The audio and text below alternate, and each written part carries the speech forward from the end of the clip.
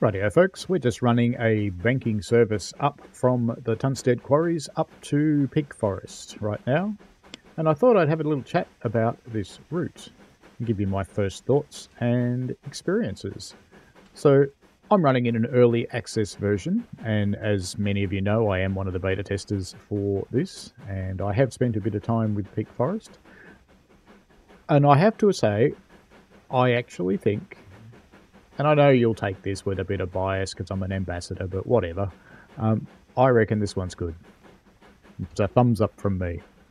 There are some creative and imaginative services. We, for example, have just taken over an 8F service and are banking it from the rear because we can.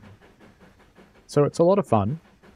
The line side looks brilliant. There are weeds, there is clutter, the stations are populous. There are plenty of collectibles. The peak cats are excellent, and if you haven't seen one of those yet, well, you might just see one out of the corner of your eye, and when you turn to look at it, it'll disappear. Maybe we'll see one of those when I stream this thing, when it comes out. So, I reckon this one's top-notch. Two of the scenarios in particular, I reckon, are the best ones in the game. One of them, all mixed up, I reckon is the best one in the game. It's 2.5 hours of shunting. And you're basically running a pickup goods service where you're running, and Americans would call it a local freight, where you're picking up from one end of the line and you're working your way up, stopping at stations along the way to pick up and drop off cars and make your way along. And it's an enormous amount of fun. It is so different to anything else in the game. And as Matt called out on the preview stream, yeah, the beta testers, kind of Duncan and me, said, well, it's kind of boring. And then Cameron went, right then, I'll fix that. And did he ever? He just went above and beyond, and he made what was a simple and pretty boring scenario into an amazing one. So as these things get up here, and they're probably just about to spad, so I'm going to jump out and go to the main menu. Let's just see what you get with the route, shall we? So back into Peaky Forest. Scenario-wise, you get the Chinley Gala. This one I haven't actually managed to finish yet, but I've enjoyed playing it to where I got to. Fortunately, save is available in this because with some long scenarios like these, it's a good idea to have it. And I haven't had anything really weird happen when I've come back from a save either, so it's quite good.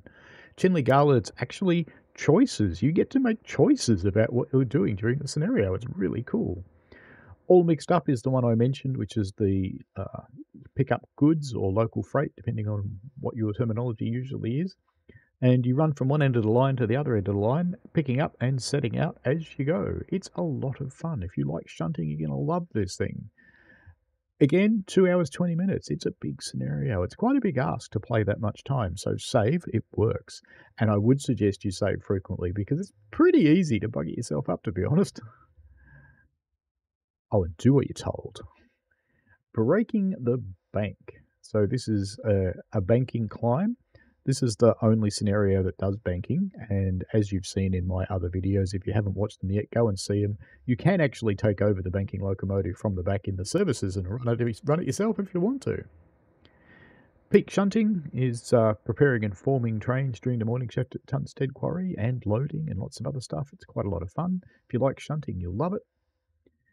Deep freeze is delivering extra coal so the gas works, so it may be transported to nearby houses. It's basically just a full line run. And you've probably noticed that it's a bit slower, so good luck.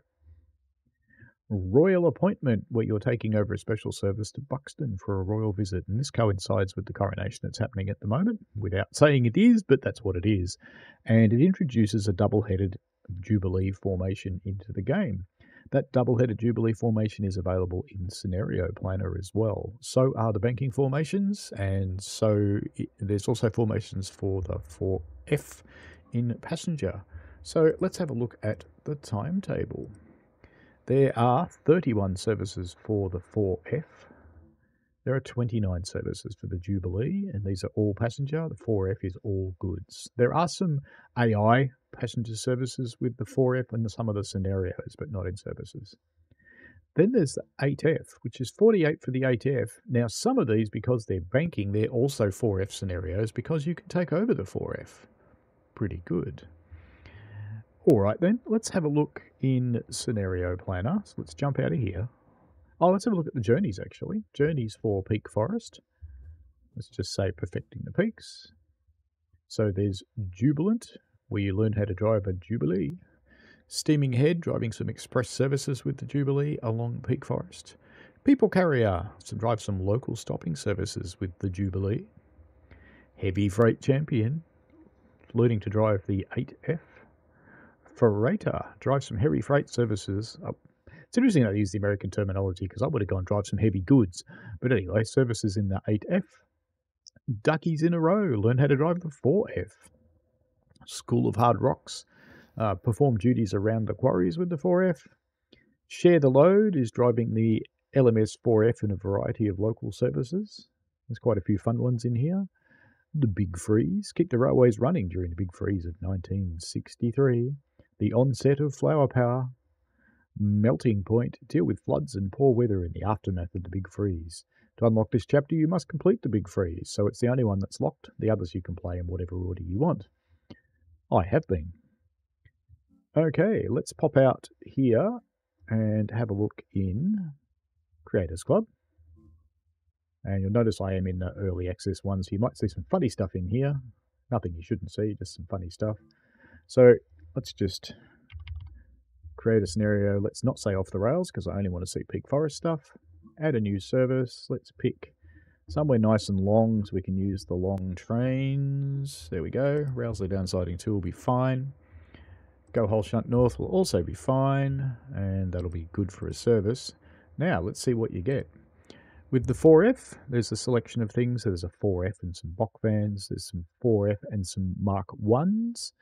There's a few of those, get longer and longer. 5's probably as much as you want with a 4F. There's a 4F and a mixed.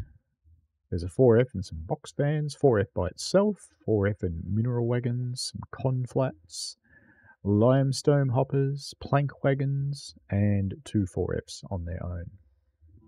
The Jubilees, you get Jubilee and 5 Mark 1s, and so on.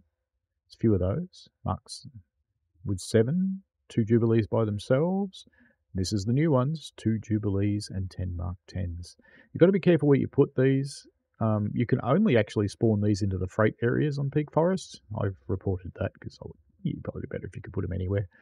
Because they're so long. And there is one platform that claims to be 235 metres, but you can't actually put them in it because they blow up. But anyway, they work fine on Spirit of Steam and the other routes as long as the platforms are long enough. Then there's a single LMS Jubilee, and then there's these are the various festive ones. Then 8F, you get 8F and minerals, 8F and a mixed, and so on. And this is 2 8Fs, 1 at each end. That's an interesting one. There's another one of those. There's an 8F at the front and a 4F in the back, so they're banking services. Actually, that's a 4F as well. Yeah, so they're banking setups. It's an 8F by itself. 8F and box fans, conflats. Another 8F by itself. So there's a good selection of stuff that you can play if you're making your own scenarios. I think Peak's got some good scenario opportunities. We did manage to make sure that most of the sidings are accessible in some way or another. There's still some more to add in, and I'm hoping that happens in the future. So let's just pop back to the main menu now. And oops, let's get all the way out of there. All the way out of there to the trains. We should look at training, shouldn't we? Yes, we should. Training centre, training. There is training for the 4F. Now, the training for and there's a route introduction as well. The training for the 4F, I'm actually not that happy with, just being honest with you. It tells you to do some things which work, but from a prototypical driving of steam engines perspective, they're just not right. So have a look at my training, compare it to their training. I'd follow mine if you want to be prototypical, follow theirs if you want to be lazy. That's pretty much all there is to it. Their way will just waste tons of steam.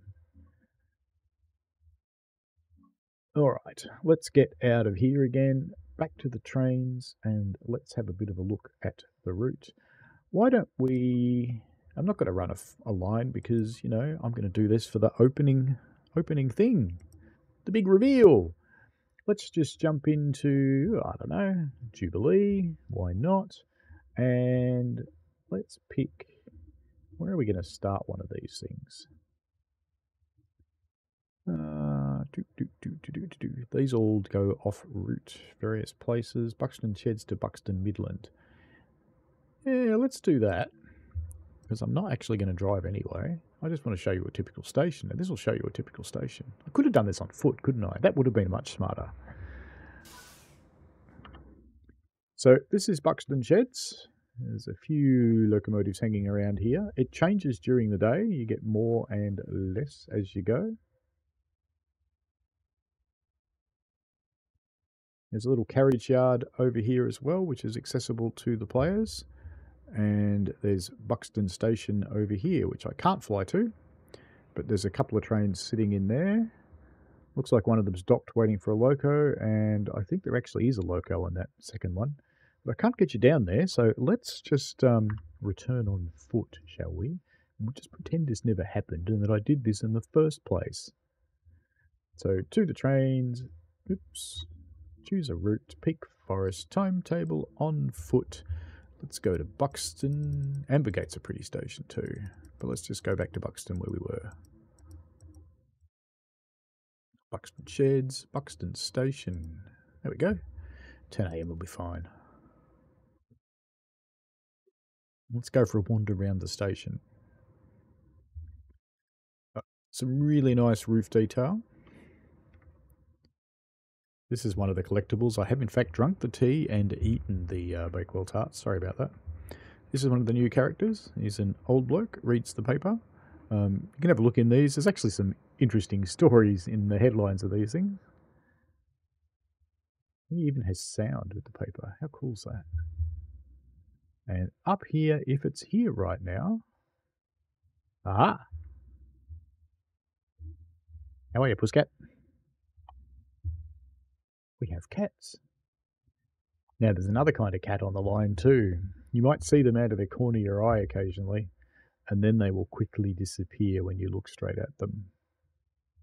We've got lots of clutter and stuff around the place. I think the stations are done really nicely. There's a couple of the new 1960s outfits. So we've got more of the late 50s going into the 60s flower power type look. So good to see. Do like the bit of grass and stuff growing around the station edges, because this is when steam was starting to get just, let's say, a little bit on the nose for the powers that be. There's some cases to tidy up. There we go. There's a collectible. Done deal. I don't know if we can get out here. Can we get out here? Not very far. Right. Why don't we... There's a little cattle yard. There's a 4F sitting over there. Jump down here and come for a wander. I'm not going to take control of this thing. I'm just curious whether I can get out this gate, because, I'm a sneaky one. Nah, they thought of me. Go around here, go around to the other platform. Buxton does serve 2 lines. One of them is ours, and one of them is the other one. Can't get that far. So I don't think we're allowed on that platform. None of our trains depart from here anyway, so that's not that surprising. There are new vehicle assets for the route.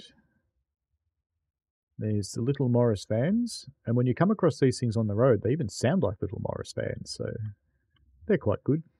I'd love to see some transparent windows on these things, but I get why they don't do it. So there's another Little Morris van, but this one's in the British Railways livery. Ooh, look up there. Can I get up there? Let's go find out. Oh, I need to come in here on a train, don't I? Oh no. Ooh, hang on. Steps. Ooh, advanced. Guess what? Bakewell tarts and a cup of tea. Let's go. Num num num. And if you're an Australian Prime Minister, you might like a bag of coal. Should send him some. It's the same guards fan from Spirit, so it's the same deal in here. There's a little stove which you can in fact light.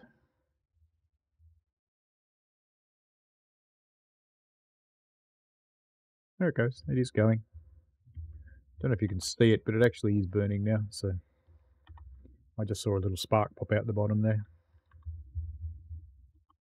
We have a vacuum brake gauge in the back. You can even come in here and do a continuity test, should you wish, when you're setting up train services. If you want to role play the whole lot, you can certainly do that.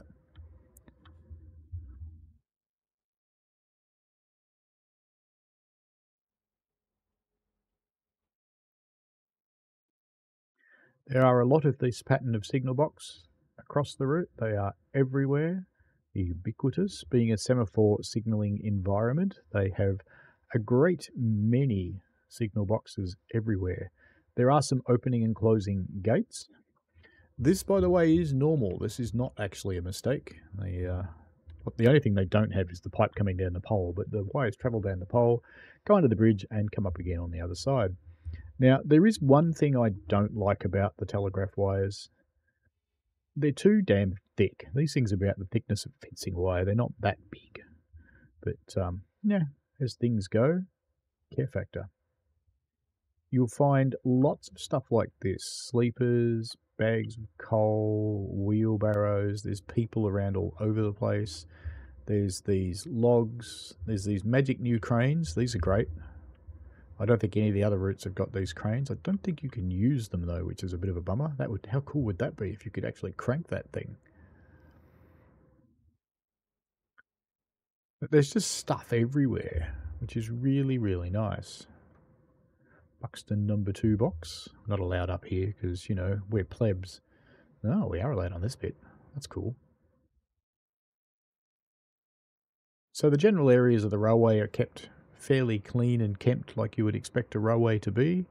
Sort of a burnt from side to side is the general idea of these things. But I'll sort of come up here and give you a bit of an idea of the general scenery sorts of things that you could expect looking around the route. So these stone walls are around everywhere. There's lots of weeds away from the line. There's even weeds and growth close to the line in many places. The rock walls are quite good. The houses and villages, to me, look kind of nice. Vehicles scattered around the place. You will find vehicles driving. There are a lot of sound effects on this route. You can hear a sawmill going at the moment. There's enormous amounts of sound effects. I was kind of hoping I could get off the edge then. How cool would that have been? Didn't quite let me. Oh, there's a little flaw that I'd never noticed before. Those two bits don't quite line up. But that's okay. By and large, you're not going to find all that many flaws along this route. There are some. I'm not going to lie, there certainly are some. But there's not many. And it's quite a tasty route. So I encourage you to have a look at it. I'll be streaming it live on release night. I'll actually be streaming it while this comes out because this will be just a normal release. I won't premiere it because I'll be streaming at the same time. And I think this route's a winner. It's got plenty of services. It's not a really long route, but being Steam, it's not real fast either. So it does take a while to get along there. General gameplay time is about an hour per service for most of them. You will get plenty of fun out of here. Save is enabled for the route. I find it very enjoyable to drive. There are so many different driving opportunities on this mixed amongst the services. Make sure you have a look at my tutorial on taking over the banking 4F for when you've been assigned the 8F at the front in a service. So all of the 8F services that have banking are also 4F services. So, yeah. Let me know what you think if you get it. To be honest, if you don't get it, you can tell me why if you want to, but don't go moaning about it if you don't own it. So if you've tried it, I will accept any criticism you care to give. But if you've just looked at it, I could care less, to be honest with you. Anyway, have fun, folks. Enjoy yourselves. And this one is a winner. Lots of fun. Bugger all bugs. Good fun. See you later. Bye.